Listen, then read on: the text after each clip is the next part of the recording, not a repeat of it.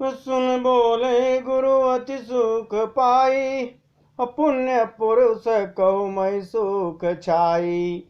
कि जिम सरिता सा घर में जाई, यद्यपि ताहि कामना नाही।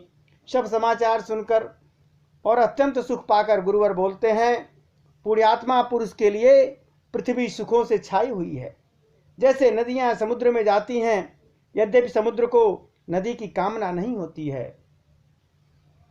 तुम सुख संपत्ति भी नहीं बोलाए, धर्मशील पही जाई सुभाए। तुम गुरु विप्र धेनुसुर सेवी, तस पुनीत कौशल्या देवी। वैसे ही सुख और संपत्ति बिना ही बुलाए स्वाभाविक ही धर्मात्मा पुरुष के पास आती है। तुम जैसे गुरु, ब्राह्मण, गाय और देवता की सेवा करने वाले हो, वैसे ही पवित्र कौशल्या देवी भी हैं।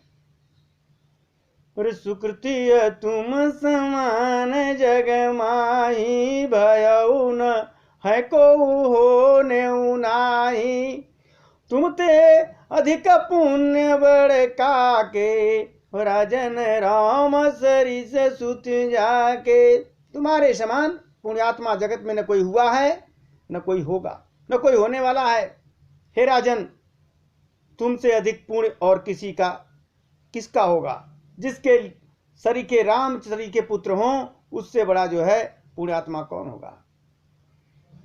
अरे वीर विनीत धर्म व्रत धारी, गुण सागर बर बालक चारी। तुम कहु सर्व काल कल्याणा, सजो बरात बजाई निशाना। और जिसके चारों बालक वीर, विनम्र, धर्म का व्रत धारण करने वाले और गुणों के समुद्र हैं, तुम्हारे लिए सभी कालों में कल्याण है। अतएव डंका बजा करके बारात की तैयारी करो। अरे चलऊं बेग सुन गुरु बचन, भले नाथ सिरनाय।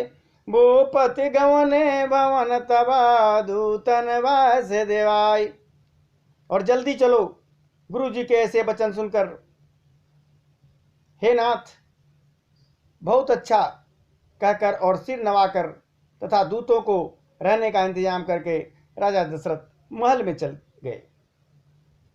और राजा सबर निवास बुलाए, जनक पत्रिका बाची सुनाई। सुन संदेश शकल हर सानी, अपर कथा सब भूप बखानी। राजा ने सारे रनिवास को बुला करके जनक की पत्रिका बांचकर सुनाई। समाचार सुनकर सब रानियां हर्ष से भर गईं। राजा ने फिर दूसरी सारी बातों को जो दूतों के मुख से सुनी थी उसका भी वर्णन किया। प्रेम प्रफुल्लित राजहि रानी, मनहु सिकन सुने बारे दीवानी। मुदित आशीष देहि गुरु नारी, अति आनंद मगन में तारी। प्रेम में प्रफुल्लित हुई रानियां ऐसी सुशोभित हो रही हैं जैसे मोरनी बादलों की गरज सुनकर प्रफुल्लित होती है।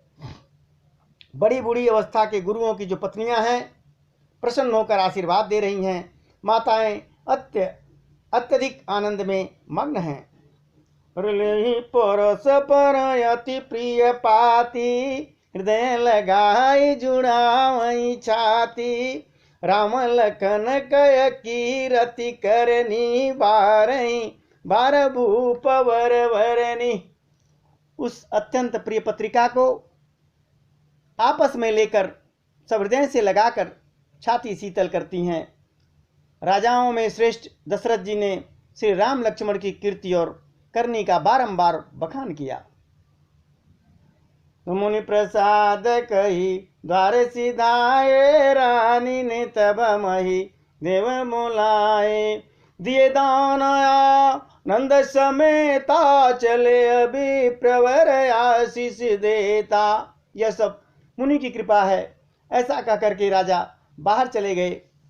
तब रानियों ने ब्राह्मणों को बुलवाया और आनंद सहित उन्हें दान दिए। श्रेष्ठ ब्राह्मण जो थे आशीर्वाद देते हुए चले गए। जाचक लिए अहकारे दीन निचावर कोटि विधि चिरजीवहु सुत चारे चक्रवर्ती दशरथ के। फिर भिक्षुकों को बुला करके करोड़ों प्रकार के न्यौछावर किए। चक्रवर्ती महाराज दशरथ के चारों पुत्र चिरंजीवी हूं ऐसा लोग कह करके चले। कहत चले पहिरे पटनाना सिंहने गए निशाना समाचार सब लोगन पाए लागे घर घर होन बधाए। यो कहते हुए वे अनेक प्रकार के सुंदर वस्त्र पहनकर चल दिए। आनंदित होकर के नगाड़े बजाने लगे और जोर जोर से नगाड़ों को बजा करके सब लोगों ने यह समाचार पाया और पूरे अयोध्या में घर घर बधाइयां होने लगी।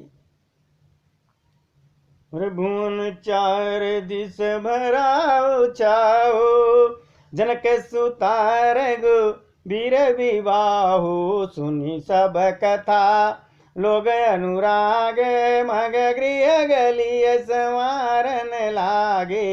यद्यपि अवध सदैव सुहावनी रामपुरी मंगलमय पावनी तदपि प्रीति सुहाई मंगल रचना रचिय बनाई। 14 लोकों में उत्साह भर गया और जानकी जी और श्री रघुनाथ जी का विवाह होगा यह सुनकर सारे प्रसन्न हो रहे हैं। यह शुभ समाचार पाकर लोग प्रेम में मग्न हो गए और रास्ते घर तथा गलियां सब सजाने लगे।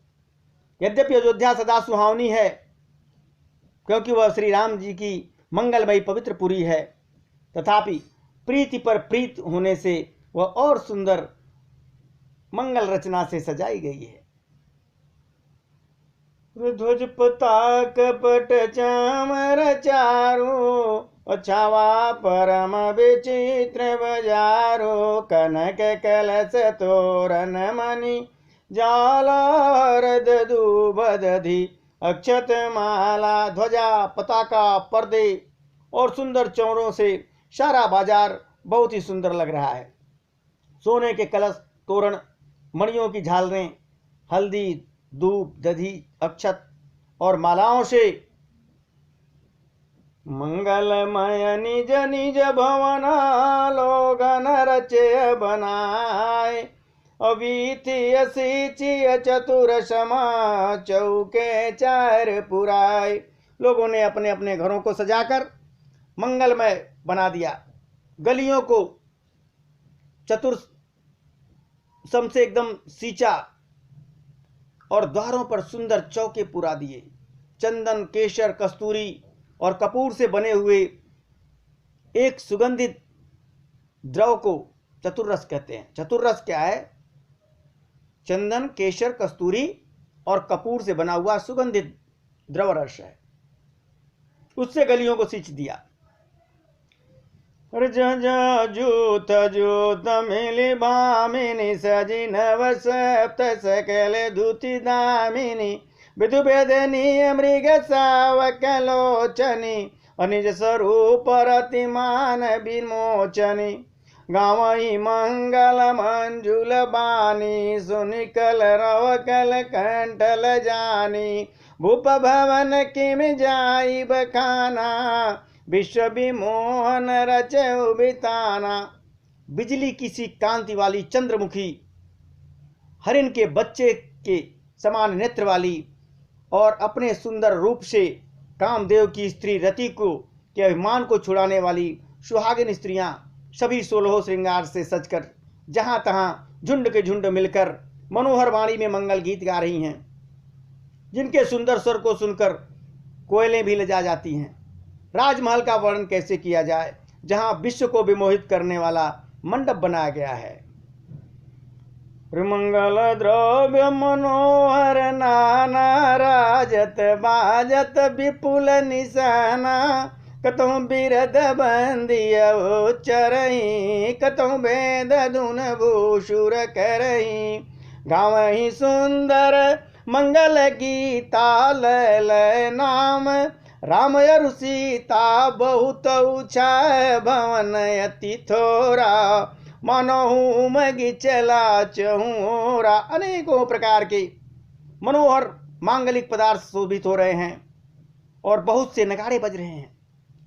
कहीं जो है भाट की बिरदावली का उच्चारण कर रहे हैं और कहीं ब्राह्मण वेद ध्वनि कर रहे हैं। सुंदर स्त्रियां श्री राम जी और सीता जी का नाम ले लेकर के मंगल गीत गा रही हैं।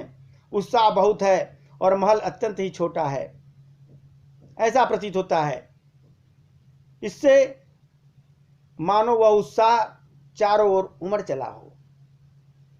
शोभा दशरथ भवन कया को कवि वर न पार, और जहाँ सकल सुर शीस मणि राम लीन अवतार। दशरथ के महल की शोभा का वर्णन कौन कर सकता है। जहाँ समस्त देवताओं के शिरोमणि रामचंद्र जी के का अवतार लिया हो, भगवान ने अवतार लिया हो, उस महल का क्या वर्णन करें। अरे भूप भरत पुन लिया बुलाई है गय, चंदन साजहु जाई चलहु भेग रघुवीर बराता, सुनत पुलक पूरे दो भ्राता। फिर राजा ने भरत जी को बुला लिया और कहा कि जाकर घोड़े हाथी और रथ को सजाओ, जल्दी रामचंद्र जी की बारात में चलो। यह सुनते ही दोनों भाई भरत और शत्रुघ्न जी आनंद के बस होकर के एकदम पुलकित हो गए। और अरे भरत सकल साहनीय बोलाए, आयस दीन मुदित उठी धाये, रचि रुचि जीन तुरगति न साजे, बरन बरन बरबाजी विराजे। भरत जी ने सब घुड़साल के अध्यक्षों को बुलवाया और उन्हें घोड़े को सजाने की आज्ञा दे दी। वे प्रसन्न होकर उठ दौड़े। उन्होंने रुचि के साथ यथा योग्य जीने कसकर घोड़े सजाए। रंग रंग के उत्तम घोड़े सुशोभित हो गए। ऋषभग सकल सुठी चंचल करनी, अयैव जरत धरत पग धरनी, नाना जाति ने जाई बखाने, निदर पवन जनु चहत उड़ाने। जब घोड़े बड़े ही सुंदर और चंचल करनी के हैं तो वे धरती पर ऐसे पैर रखते हैं जैसे जलते हुए लोहे पर रखते हो। अनेकों जाति के घोड़े हैं जिनका वर्णन नहीं हो सकता। ऐसी तेज चाल के हैं मानो हवा का निरादर करके उड़ रहे हों। अरे तीन सब छयल भये असवारा, भरत सरिस भये राजकुमारा, सब सुंदर सब भूषण धारी, कर सर चाप तून कटवारी। उन सब घोड़ों पर भरत जी के समान उसी अवस्था वाले सब एक से एक छैल छबीले राजकुमार सवार हुए। वे सभी सुंदर हैं और सब आभूषण धारण किए हुए हैं। उनके हाथों में बाण और धनुष है तथा कमर में भारी तरकस कसे हुए हैं। छरे अच्छवेल छयाल सब सुर सुजान नवीन, अजुग पद चर सवार प्रति जेयस कला प्रवीण। सभी चुने हुए छबीले छैल सूरवीर चतुर और नवयुवक हैं। प्रत्येक सवार के साथ 2 पैदल सिपाही हैं जो तलवार चलाने में की कला में बड़े ही निपुण हैं। और बांधे बीरद वीर रन गाड़े, निकस भये अपुर बाहर ठाड़े, फेर चतुर तुर गति नाना, हर सही सुन सुन पनव निशाना। सूरता का बाना धारण किए हुए रणधीर वीर सब निकलकर नगर के बाहर आ खड़े हुए। वे चतुर अपने घोड़ों को तरह तरह की चालों से फेर रहे हैं और भेरी तथा नगाड़ों की आवाज सुन सुनकर प्रसन्न हो रहे हैं। रथ सारथिन विचित्र बनाए, ध्वज पताक मणि भूषण लाए, चमर चार किंकिन धुन करई, और भानु जान शोभा परई। सारथियों ने ध्वजा पताका मणि और आभूषणों को लगाकर रथों को बहुत विलक्षण बना दिया है। उनमें सुंदर चमर लगाए हुए हैं, घंटियां बड़ी सुंदर शब्द उच्चारण दे रही हैं, ऐसी ऐसी घंटियां लगी हैं रथ में। वे रथ इतने सुंदर हैं मानो सूर्य के रथ की शोभा को छीन ले रहे हों। ऋषव करण गणित होते, ते तीन रतन सारथी जोते, सुंदर सकल अलंकृत सोए, जिन्हीं बिलोकत मुनि मन मोहे। अगणित श्याम कर्ण घोड़े हैं, अनेकों सारथियों ने उन रथों में जोत रखा है घोड़ों को, जो सभी देखने में सुंदर और गहनों से सजाए हुए सुशोभित हैं, और जिन्हें देखकर मुनियों के मन भी मोहित हो जा रहे हैं। और जे जल चलई थलई के नाई, टापन बूढ़ बेग अधिकाई, अस्त्र शस्त्र सब साज बनाई, रथिन सारथिन लिए बुलाई। जो जल पर भी जमीन की तरह ही चलते हैं, वेग की अधिकता से उनके टाप पानी पर नहीं डूबते। अस्त्र शस्त्र और सब साज सजाकर सारथियों ने रथियों को बुला लिया। तो चढ़ी चढ़ी रथ बाहेर नगर, लागी अजुरन बरात, होत सगुन सुंदर सबही, जो जही कारज जात। रथों पर चढ़ चढ़कर बारात नगर से बाहर जुटने लगी। जो जिस काम के लिए जाता है सभी को सुंदर शगुन होते हैं।